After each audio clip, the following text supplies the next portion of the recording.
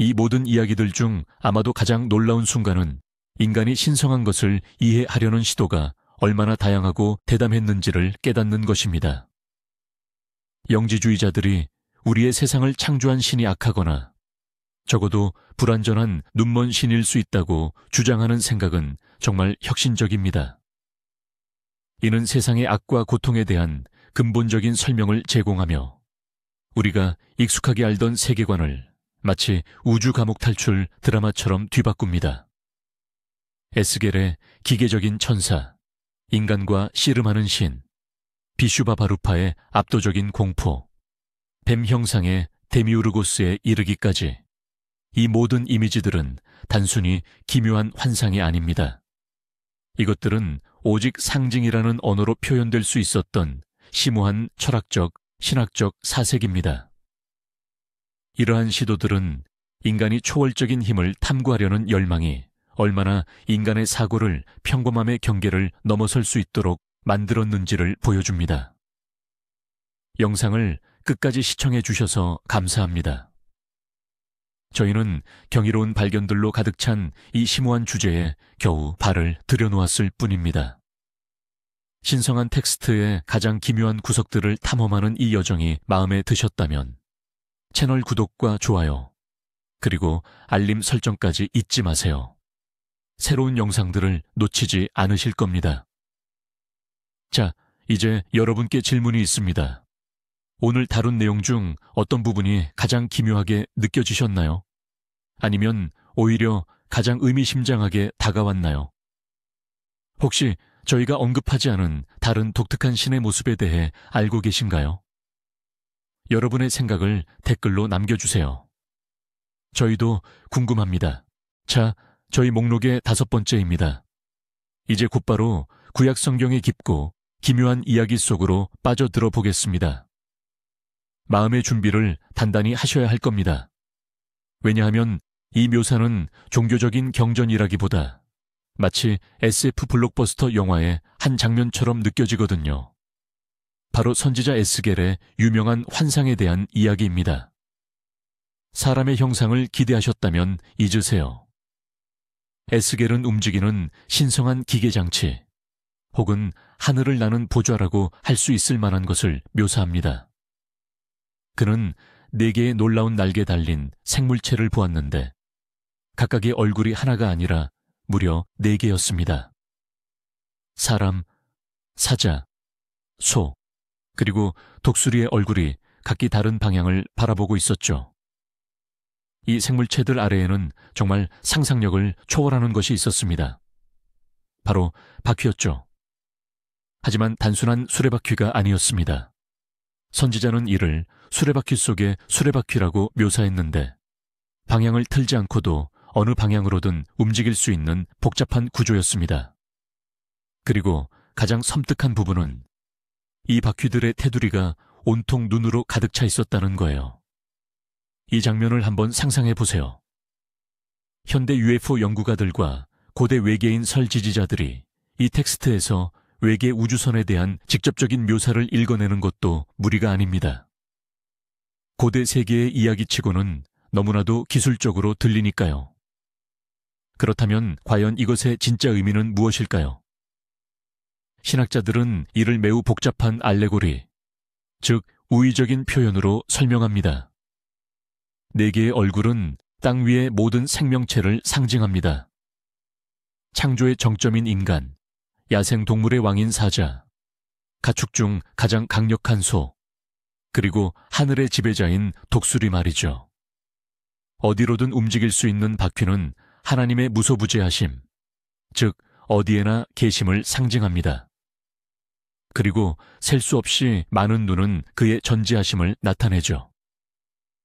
이것은 하나님의 모습을 직접적으로 그린 것이 아니라 그분의 헤아릴 수 없는 속성들을 묘사하려는 시도입니다.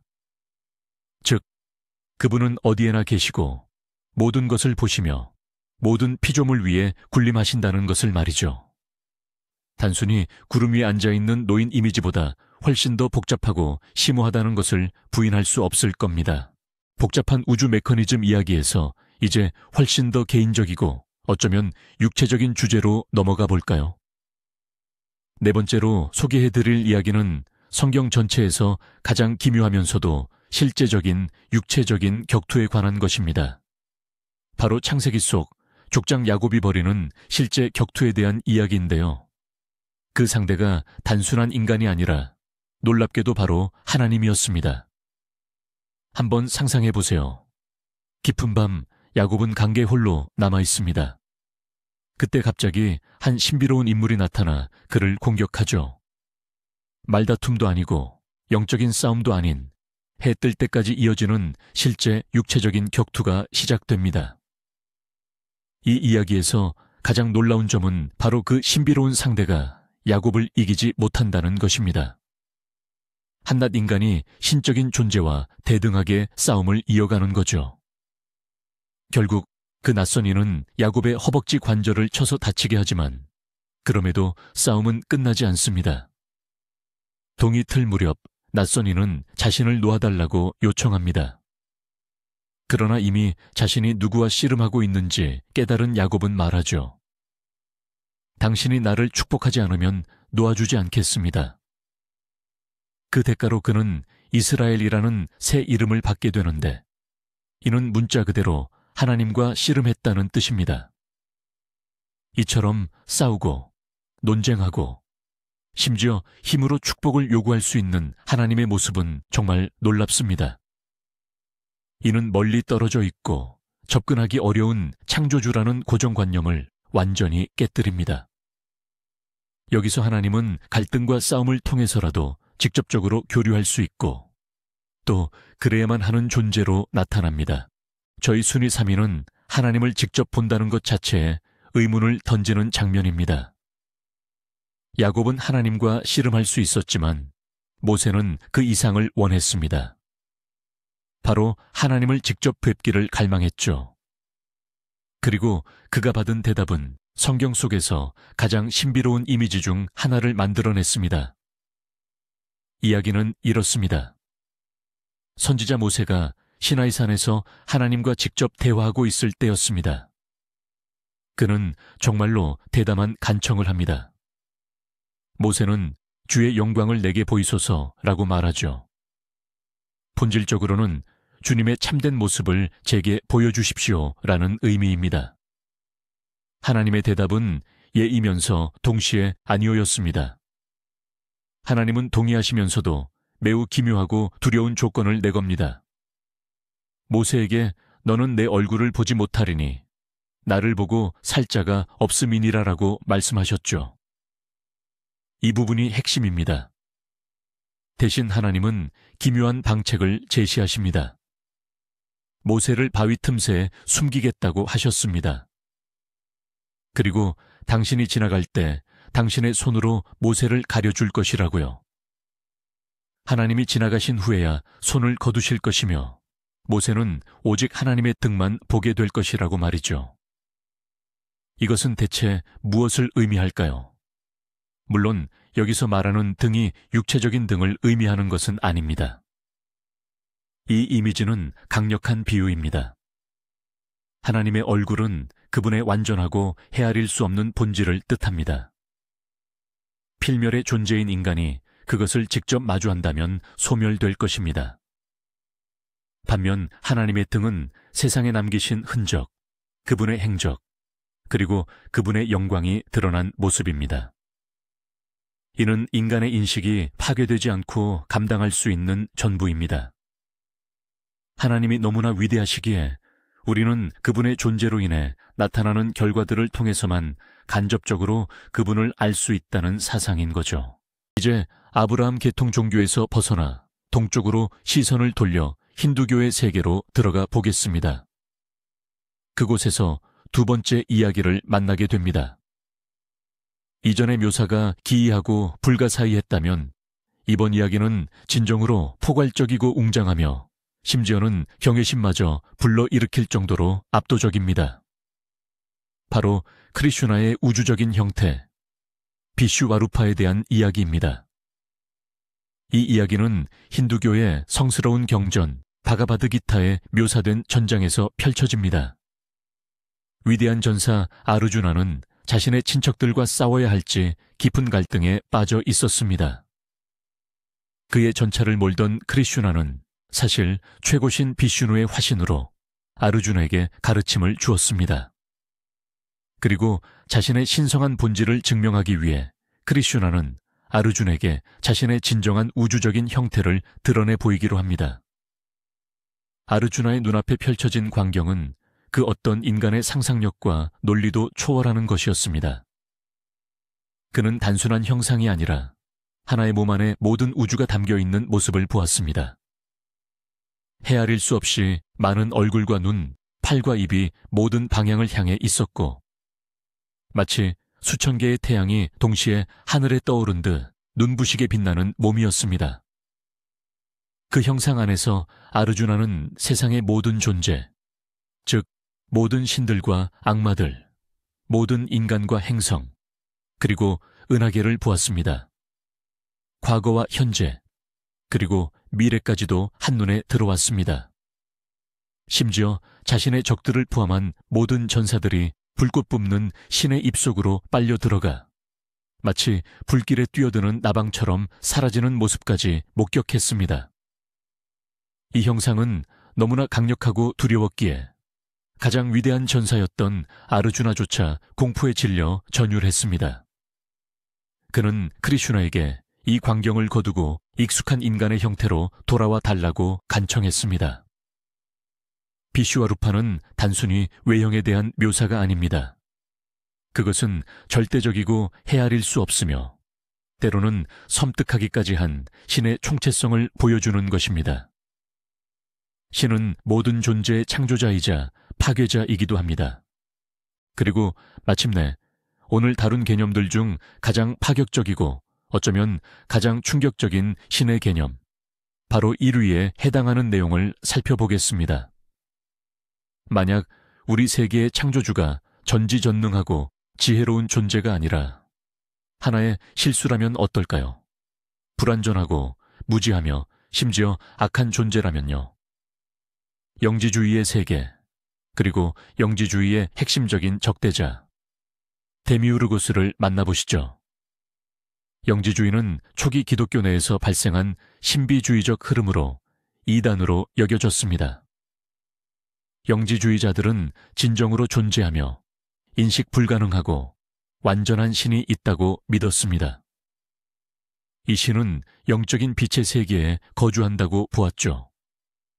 하지만 우리가 사는 이 물질 세계, 온갖 고통과 질병, 죽음으로 가득한 이곳은 그 신이 창조한 것이 아니라고 말입니다.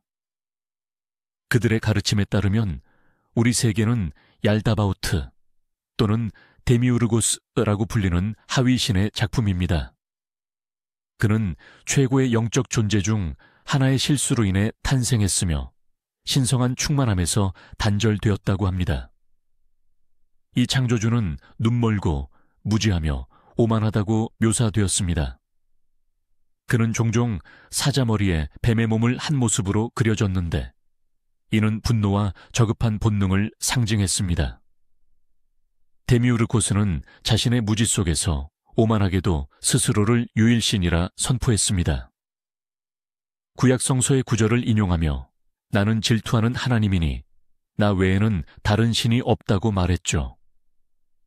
영지주의자들의 가르침에 따르면 바로 이 데미우르고스가 신성한 불꽃, 즉 우리의 영혼을 육체의 감옥, 즉 물질적인 몸속에 가두었다고 합니다. 이러한 사상은 우리가 익숙한 세계관을 완전히 뒤집어 놓습니다. 여기서 구약성서의 창조주 하나님은 숭배의 대상이 아니라 우주적인 폭군이자 감옥지기인 셈이죠.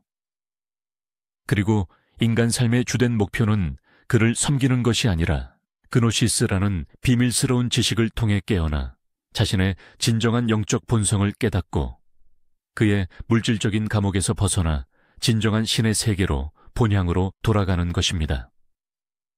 이는 의심할 여지 없이 역사상 가장 기이하고 반항적인 신에 대한 묘사일 것입니다. 이 모든 이야기들 중에서 아마도 가장 놀라운 순간은 인간이 신성을 이해하려는 시도가 얼마나 다양하고 대담했는지를 깨닫는 것입니다. 우리 세상의 창조주가 악하거나 적어도 불완전한 눈먼 신일 수 있다는 영지주의자들의 생각은 정말이지 판도를 뒤집는 발상입니다. 이는 세상에 존재하는 악과 고통에 대한 급진적인 설명을 제공하며 우리가 익숙하게 알던 세계관을 우주 감옥 탈출 드라마로 뒤바꿉니다. 에제키엘의 기계적인 천사들, 인간과 씨름하는 신, 비슈와루파의 압도적인 공포, 그리고 뱀과 같은 데미우르고스에 이르기까지 이 모든 이미지들은 그저 기이한 환상이 아닙니다. 이것들은 오직 상징이라는 유일한 형태로 표현될 수밖에 없었던 심오한 철학적, 신학적 성찰입니다. 이 이미지들은 최고 존재를 탐구하려는 열망이 인간의 이성을 평범함을 훨씬 뛰어넘는 곳으로 이끌었음을 보여줍니다. 영상을 끝까지 시청해 주셔서 진심으로 감사합니다. 저희는 놀라운 발견으로 가득 찬 이 무한한 주제에 살짝 발만 담가 보았을 뿐입니다. 성스러운 경전의 가장 기묘한 구석들을 탐험한 이 여정이 마음에 드셨다면 채널 구독과 좋아요, 그리고 알림 설정까지 잊지 마세요. 새로운 영상을 놓치지 않으실 겁니다. 이제 여러분께 질문을 드립니다. 이 설명들 중 어떤 것이 가장 기묘하거나 반대로 가장 의미심장하게 다가오셨나요? 혹시 저희가 미처 언급하지 못한 다른 특이한 신의 모습들을 알고 계신가요? 여러분의 소중한 의견을 댓글로 남겨주세요. 하나하나 읽어보는 것이 정말 흥미로울 겁니다.